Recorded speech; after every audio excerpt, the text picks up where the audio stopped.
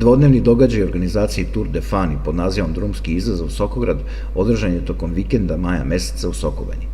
Celodnevni događaj je obuhvatio u 2 dana takmičarsko-biciklističku trku do planine Ozren, u popodnevnim časovima dečiji program i projekat Biciklom do škole, koji je prošao 5 gradova i okupio preko 2000 dece kao jedan svojevrstan poligon spremnosti održanim u centru grada, rekreativnu vožnju 69 km do planine Rtanj, kao i šetnju do srednjovekovnog Sokogradca Vodiče. Ovo je prvi put da se ova manifestacija, koja ima za cilj promociju predela Srbije, a prvenstveno događajem i samu Sokobanju, održava u Zelenom Srcu.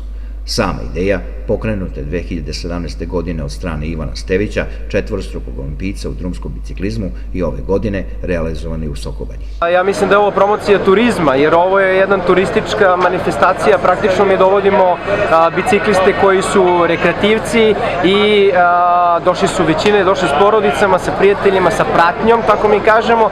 Tako da ja mislim da je ovo jedna prelepa slika koju šaljemo iz Sokobanje. Iskren da budem, dosta njih je izjavilo da je prvi put su došli u banju, tako da smo mi ponosni na to, mi smo uspeli, doveli smo ljude prvi put u banju i to na 2 točka, tako da ja se nadam da će oni otići zadovoljni i da će se vratiti.